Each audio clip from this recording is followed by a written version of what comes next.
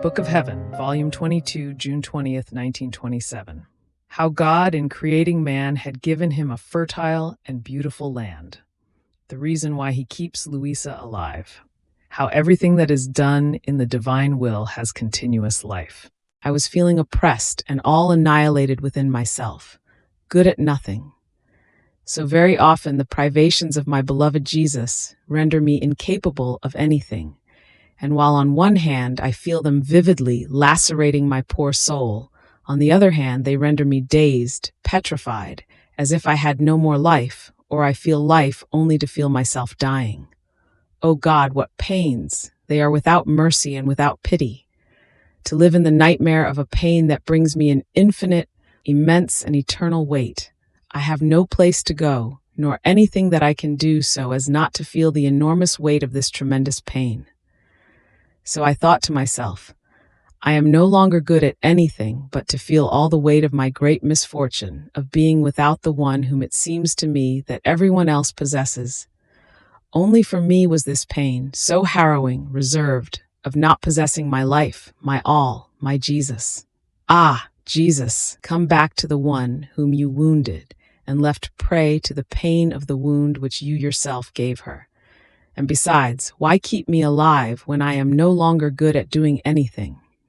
But while I was pouring out my sorrow, my highest good Jesus moved in my interior and clasping me all to himself told me, My daughter, the earth, created by God as fertile and beautiful, with a most refulgent sun that illuminated it and delighted it, became full of thorns and all stony because of sin. The human will put to flight the sun of my will, and thick darkness covered it. And I keep you alive because you must remove all the stones from the earth and render it fertile again. Each act of the human will has been a stone that covered the beautiful earth created by me.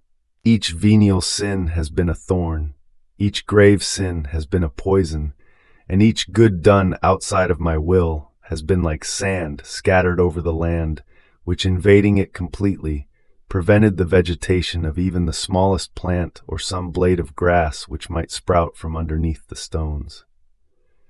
Now, my daughter, each act of yours done in my will must remove one stone, and how many acts it takes to remove them all.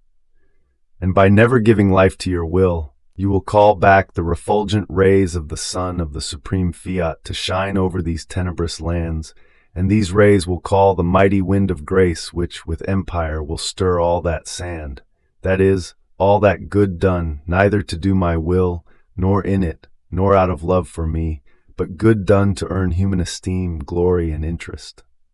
Oh, how heavy this apparent good is!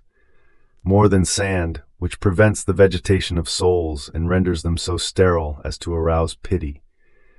Then the sun of my will, with its fecundity, will change the thorns into flowers and fruits, and the wind of my grace will be the counterpoison and will pour life into souls. So you must be convinced that I keep you still alive in order to reorder the work of creation. And just as one human will, by placing itself outside of mine, puts everything in disorder to the point of changing the face of the earth, in the same way another human will which enters into mine, and with repeated and incessant acts, must reorder everything and return to me the sweet enchantment, the harmony, the beauty of the first times of creation. Don't you feel within yourself how large your field is? And as though going back to the terrestrial Eden, in which my divine will celebrated with the first acts of man, and they enjoyed together the fertile and beautiful land. It had given him, I call you to bind those first acts and to make you follow all the lands invaded by the human will, so that embracing all times together, you may help to remove the stones, the thorns, the sand, with which the human will has reduced those lands to such a state as to arouse pity. So my poor mind, in the divine will, went back to Eden, to enter into the unity of that one act which can only be found in it, and to descend to the very last times, so that my love, my adoration, etc., might extend to all times and places, for all and for each one. But while I was thinking and doing this, I said to myself, How much nonsense I am speaking. In the last times I hope, by the Lord's grace, to be up there in the celestial fatherland. How will I be able to love in time while I am in eternity? And my sweet Jesus, moving in my interior, told me, My daughter, everything that is done in my will has continuous life, because everything that is done and done in its minute has as origin the love of its creator, which is not subject to ending. It loved, loves, and will love always, nor can anyone interrupt this love. So one who loves, who adores in my will, does nothing but follow that eternal love, that perfect adoration of the divine persons, which have no beginning and no end. As the soul enters into my will, she enters into the midst of our acts and continues to love with our love and to adore with our adoration. And she remains bound to our reciprocal love, to our will, which has the virtue of being unceasing in its acts. And everything that others may do is nothing other than the continuation of the act done in my divine will. The acts done in it have perennial and continual life. Therefore, your love in the last times will be in nothing dissimilar to that of today. And if others love, they will love in and with your love, because it will be first act, having its origin in God.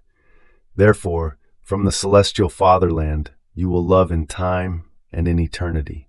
My will keep your love jealously just as it keeps its own, and wherever it extends and has its life, it will make you love and adore everywhere.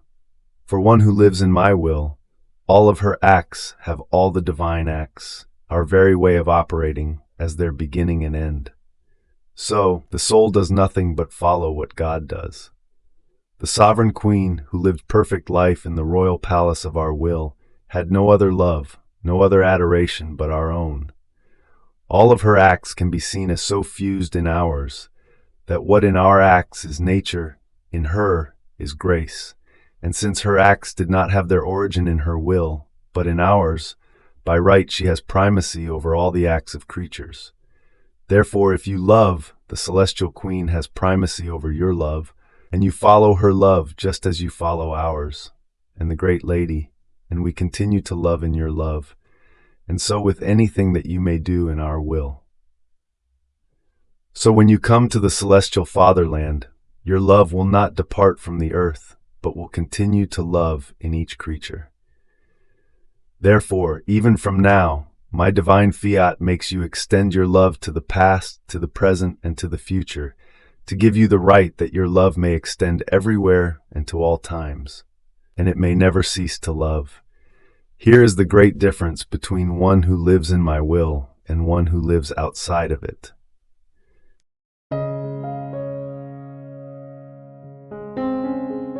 Thank you for being a part of our community here at Divine Will app.